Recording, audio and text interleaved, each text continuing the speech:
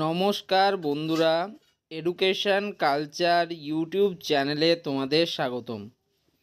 তো তোমরা যারা websct.co.in অর্থাৎ West Bengal state council of technical and vocational education and skill ডেভেলপমেন্টের আন্ডারে 2025-26 শিক্ষাবর্ষে ডিপ্লোমা ইন ইঞ্জিনিয়ারিং অ্যান্ড টেকনোলজিতে অ্যাডমিশন নিতে চাইছো, তো তোমাদের জন্য একটা অত্যন্ত ইম্পর্ট্যান্ট যে বিষয় সেটা হচ্ছে যে তোমাদের ভর্তি প্রক্রিয়া কবে থেকে চালু হবে। দেখো, অন্যান্য বিভিন্ন কোর্সেসের মতো ডিপ্লোমা ইঞ্জিনিয়ারিং বা পলিটেকনিকের ক্ষেত্রে ভর্তি প্রক্রিয়ার যে প্রারম্ভিক ধাপ অর্থাৎ সবার প্রথম ধাপ হচ্ছে কিন্তু অ্যাপ্লিকেশন ফর্ম ফিল আপ থেকে শুরু হয়। অর্থাৎ সবার প্রথমে তোমাদের অ্যাপ্লিকেশন ফর্ম ফিল আপ করতে হয় এবং সেই অ্যাপ্লিকেশন ফর্ম ফিল আপের যে মেয়াদকাল সেটা মোটামুটি 2 মাস মতো চলে। এই 2 মাসের মধ্যে তোমরা কিন্তু অ্যাপ্লিকেশন ফর্ম ফিল আপ করতে পারো। এবার এই অ্যাপ্লিকেশান ফর্ম ফিল আপ হয়ে যাওয়ার পর তোমাদের কিন্তু একটা মেরিট লিস্ট বা র্যাঙ্ক কার্ড পাবলিশ করা হয় স্টেট কাউন্সিলের তরফ থেকে। এবার সেই মেরিট লিস্টে কিন্তু তোমাদের প্রত্যেকের একটা নির্দিষ্ট ভ্যালিড র্যাঙ্ক আসে। এবার যাদের ফর্ম ফিল আপ ঠিকঠাক হবে এবং যাদের তোমাদের ভ্যালিড একটা র্যাঙ্ক আসবে, এর পরবর্তী ধাপ হচ্ছে কাউন্সিলিং প্রক্রিয়া। কাউন্সিলিং একটা ধারাবাহিক প্রক্রিয়া এবং এই কাউন্সিলিং প্রক্রিয়া মোটামুটি 3 থেকে 4 মাস স্থায়ী হয়। এবার এই কাউন্সিলিং প্রক্রিয়ার প্রাথমিক যে ধাপ সেটা হচ্ছে চয়েস ফিলিংয়ে অংশগ্রহণ করা। তোমরা নিজেদের পছন্দ মতো এবং র্যাঙ্ক অনুযায়ী কিছু কলেজকে শর্টলিস্টেড করে রাখতে পারো এবং তার কলেজ এবং ট্রেড তোমরা দিয়ে রাখবে। এবার তার মধ্যে থেকে তোমার মেরিট র্যাঙ্কের হিসেবে এবং তোমার চয়েসের উপর ভিত্তি করে তোমার কিন্তু কলেজ অ্যালট হবে। এবার তোমরা যে কলেজটি পাবে সেই কলেজটিকে তোমরা হয় গ্রহণ করতে পারো বা পরবর্তী প্রসেসের জন্য অটো আপগ্রেডেশনে অংশগ্রহণ করতে পারো। এই যে আমরা কথাগুলো বলছি অর্থাৎ তোমাদের যে কাউন্সিলিং বা চয়েস ফিলিং বা first phase counselling, second phase counselling, এই বিষয়গুলো কিন্তু বিস্তারিতভাবে আমার চ্যানেলে অলরেডি ভিডিও মারফত জানিয়ে দেওয়া আছে।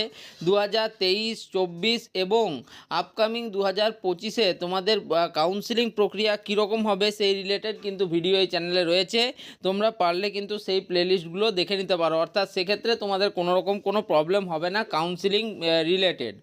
এবার কাউন্সিলিংয়ের বিভিন্ন পদ্ধতি থাকে, তবে যাক আমরা এখন সেটা নিয়ে আলোচনা করব না, কারণ এই কাউন্সিলিং প্রক্রিয়া শুরু হতে হতে মোটামুটি তোমাদের এপ্রিল মে মাস, ঠিক আছে। তো তার আগের যে প্রক্রিয়াগুলো সেটা নিয়ে আমরা আলোচনা করি। তার মানে সবার প্রথমে আমরা আলোচনা করি অ্যাপ্লিকেশন ফর্ম ফিল আপটা নিয়ে।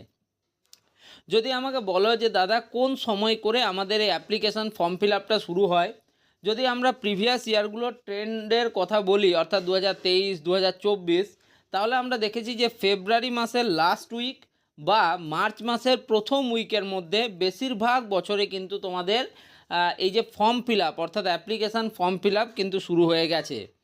যদিও এই বছর মনে হচ্ছে যে কিছুটা ডিলে হলেও হতে পারে, তবে তোমরা মোটামুটি ধরে রাখো যে মার্চের প্রথম 10 তারিখের মধ্যে অবশ্যই তোমাদের ফর্ম ফিল আপ প্রক্রিয়ার কোনো নোটিফিকেশান তো আসবেই, ঠিক আছে।